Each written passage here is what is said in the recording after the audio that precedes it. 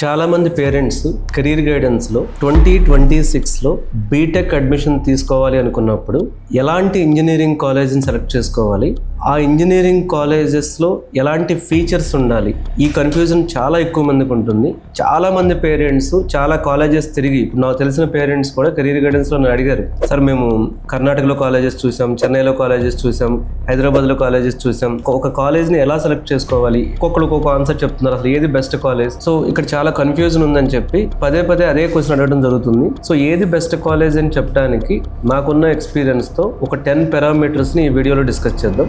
ఫస్ట్ది placement quality. చాలా మంది కాలేజెస్ మనకి ఏం డిస్ప్లే చేస్తారంటే 100% ప్లేస్మెంట్ అని చెప్పి డిస్ప్లే చేస్తారు.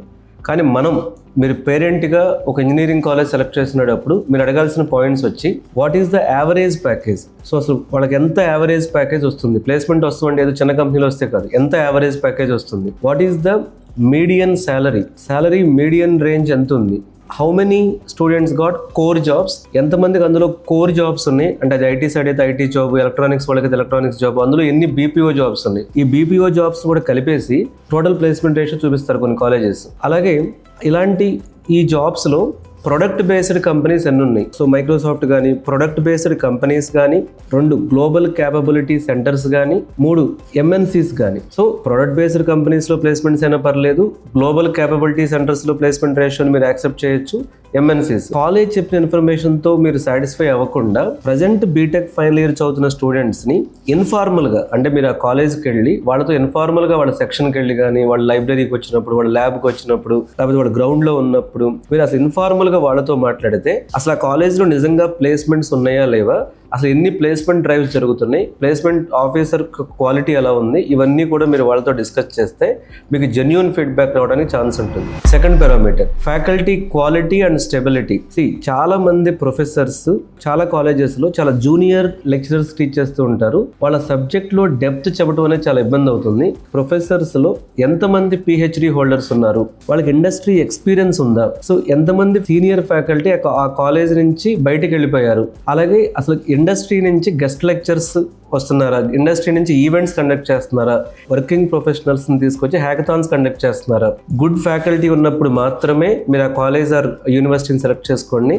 చాలా కాలేజెస్లో బిల్డింగ్స్ బాగుంటాయి, గ్రౌండ్స్ బాగుంటాయి, కానీ సో కాలేజెస్లో ఫ్యాకల్టీ బాగుండటం అనేది ఎప్పుడు కూడా ఎడ్యుకేషన్ సిస్టంలో మోస్ట్ ఇంపార్టెంట్. థర్డ్ పారామీటర్ వచ్చేటప్పటికి ఇండస్ట్రీ అప్డేటెడ్ కరికులం. నమ్మండి 95% కాలేజెస్లో అవుట్డేటెడ్ కరికులంతోనే టీచింగ్ జరుగుతుంది. సో అప్డేటెడ్ కరికులం ఉందా లేదా, సో ఈ కరికులంలో artificial intelligence, machine learning, cyber security, cloud computing, data engineering ఇలాంటి టాపిక్స్ టీచ్ చేస్తున్నారా, లేదా old and outdated subjects teach చేస్తున్నారా. సో మీరు అడగాల్సింది ఏంటంటే కాలేజ్ని, మీ పాత కరికులం ఏది, కొత్త కరికులం ఏది, మీ కరికులం ఎప్పుడు అప్డేట్ చేశారు, ఈ ఇన్ఫర్మేషన్ తెలుసుకోవాలి. అలాగే lab infrastructure and practical exposure అనేది 4th పాయింట్ మనకి. అసలు ఇప్పుడు ల్యాబ్స్ మోడర్న్ ల్యాబ్స్ ఉన్నాయా, లేకపోతే 15 year బ్యాక్ ఉన్నటువంటి ఓల్డ్ ల్యాబ్స్ ఉన్నాయా, ఈ ల్యాబ్స్ రియల్ టైమ్ ప్రాజెక్ట్స్ చేయించడానికి కావాల్సినటువంటి సపోర్ట్ ఉందా లేదా, ఈ ల్యాబ్స్లో లేటెస్ట్ క్లౌడ్ టూల్స్కి, లేటెస్ట్ ఏఐ టూల్స్కి యాక్సెస్ ఉందా లేదా. ఇంజనీరింగ్ అనేది చాలా ప్రాక్టికల్ సబ్జెక్ట్, ఇది థియరాటికల్ సబ్జెక్ట్ కాదు. ఇంటర్మీడియట్లో లాగా మ్యాథ్స్, ఫిజిక్స్, కెమిస్ట్రీ చెప్తే విని అర్థం చేసుకుని చేసేది కాదు. ఇది it's a practical and hands on experience, on job kind of A work ఉండాలి, కానీ సో థియరాటికల్గా ఎగ్జామ్స్ పెట్టేస్తే కాదు. కాబట్టి ల్యాబ్ ఫెసిలిటీ మోడర్న్గా ఉందా లేదా అనేది ఖచ్చితంగా చెక్ చేసుకోవాలి. 5th పాయింట్ వచ్చేటప్పటికి ఇంటర్న్షిప్ ఎకోసిస్టమ్. ఈ కాలేజ్లో ఇంటర్న్షిప్ అనేది ప్రొవైడ్ చేస్తున్నారా లేదా.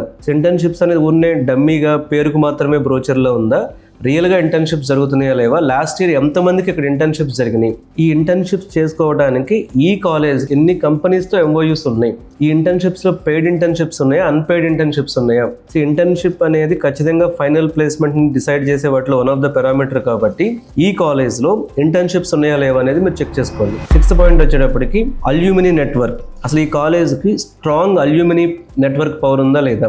ఈ అల్యూమినీ అంటే వీళ్ళ ఓల్డ్ స్టూడెంట్స్ ఎవరైతే ఉంటారో వీళ్ళు ప్రొడక్ట్ బేస్డ్ కంపెనీస్లో వర్క్ చేస్తున్నారా, ఎంఎన్సీస్లో వర్క్ చేస్తున్నారా, స్టార్టప్స్లో వర్క్ చేస్తున్నారా. అసలు ఈ కాలేజ్ నేమ్ కొట్టి లింక్డ్ఇన్కి వెళ్ళి చూడండి అసలు ఎంతమంది ప్రొఫైల్స్ వచ్చినాయో. అంటే ఇప్పుడు ఇంటర్మీడియట్ స్టూడెంట్స్కి లింక్డ్ఇన్ ఇవన్నీ ఈజీగా తెలిసిన విషయాలే కాబట్టి అసలు ఈ కాలేజ్ అల్యూమినీ ఎలా ఉన్నారనేది మీరు చెక్ చేసుకోవచ్చు. 7th parameter industry collaboration. ఎన్ని ఐటీ కంపెనీస్తో కొలాబరేట్ అయ్యింది, ఎన్ని ఎలక్ట్రానిక్స్ కంపెనీస్తో కొలాబరేట్ అయ్యింది, ఆ ఇండస్ట్రీస్ వచ్చి ఏమైనా ఈవెంట్స్ కండక్ట్ చేశారా, ఇండస్ట్రీ సర్టిఫైడ్ ప్రోగ్రామ్స్ ఏమైనా ఇక్కడ జరుగుతున్నాయా, ఇక్కడ ఏమైనా హ్యాకథాన్స్ కండక్ట్ చేశారా. సో కాలేజెస్ ప్యూర్ అకాడమిక్స్ లాగా కాకుండా కాకుండా ఇండస్ట్రీ కొలాబరేషన్తో, ఇండస్ట్రీ ఎక్స్పోజర్తో రన్ అయితే అక్కడి నుంచి వాళ్ళు ప్రాక్టికల్ ఎక్స్పీరియన్స్కి ఫ్యూచరిస్టిక్ పాయింట్ ఆఫ్ అప్డేట్స్ తెలుసుకోవడానికి స్టూడెంట్స్కి ఉపయోగపడుతుంది. కాబట్టి ఇండస్ట్రీ కొలాబరేషన్ కూడా చెక్ చేసుకోండి. తర్వాత 8th పాయింట్ వచ్చేటప్పటికి స్టూడెంట్ క్వాలిటీ.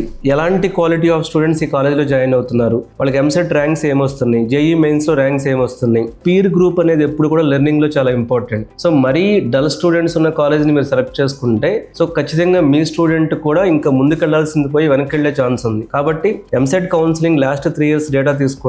అలాగే ఒక డీమ్డ్ యూనివర్సిటీ అయితే అక్కడ ఉన్నటువంటి స్టూడెంట్ ఎలాంటి కేపబిలిటీ ఉన్నవాడు, వాళ్ళందరూ జేఈ మెయిన్స్ ఇంతకుముందు రాసి ఉంటారు కాబట్టి వాళ్ళ పర్సంటేజ్ అడగండి. కాబట్టి పీర్ స్టూడెంట్స్ కూడా చెక్ చేసుకోండి. 9th పాయింట్ వచ్చేటప్పటికి లొకేషన్ అడ్వాంటేజెస్. ఖచ్చితంగా హైదరాబాద్, బెంగళూరు, చెన్నై ఇలాంటి చోట్ల మీరు పిల్లలను చదివిస్తే వాళ్ళకి ఇంటర్న్షిప్స్ చేయాలన్నా, లేకపోతే ఏదైనా స్కిల్స్ అప్గ్రేడ్ చేసుకోవాలనుకున్నా, కమ్యూనికేషన్ పాయింట్ ఆఫ్ వ్యూలో కానీ, ఫ్యాకల్టీ యాక్సెస్ పాయింట్ ఆఫ్ వ్యూలో కానీ, సో వాళ్ళకి డెఫినెట్ గా మిగతా వాళ్ళతో పోల్చుకుంటే కొంచెం ఎక్కువ అడ్వాంటేజ్ ఉండే ఛాన్స్ ఉంది. కాబట్టి లొకేషన్ అనేది కూడా one of the important point గా చూడండి. కానీ లొకేషన్ ఎక్కడ పడితే అక్కడ జాయిన్ చేయడానికి ట్రై చేయకండి.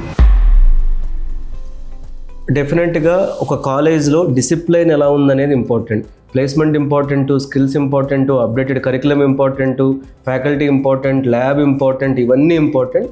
సో ఎంత ఇంజనీరింగ్ అయినా సరే, ఎంత పిల్లలు పెద్దోళ్ళు అయినా సరే డిసిప్లైన్ అనేది చాలా ఇంపార్టెంట్. ఎందుకు అంటే సో ఫ్యూచర్లో వీళ్ళు సక్సెస్ అవ్వాలి అనుకున్నప్పుడు డిసిప్లైన్ అనేది కీ రోల్ ప్లే చేస్తుంది. కాబట్టి సో అక్కడ అసలు ఎలాంటి బిహేవియరల్ ఆస్పెక్ట్స్ ఉన్నాయి, బిహేవియర్ ఎలా ఉంటుంది అక్కడ. మీరు ఇంజనీరింగ్ కాలేజ్ సెలెక్ట్ చేసుకునేటప్పుడు ఈ 10 పాయింట్స్ గురించి ఆలోచిస్తే ఖచ్చితంగా బెటర్ ఇంజనీరింగ్ కాలేజ్ని ఈజీగా సెలెక్ట్ చేసుకోగలుగుతారు. సో ఏది బెస్ట్ ఇంజనీరింగ్ కాలేజ్ అనేది మీకు ఇంకా కన్ఫ్యూజన్ ఉంటే ఈ వీడియోలో ఇచ్చిన నెంబర్కి కాల్ చేసి నా అపాయింట్మెంట్ తీసుకుని డిస్కస్ చేయండి. Thank you.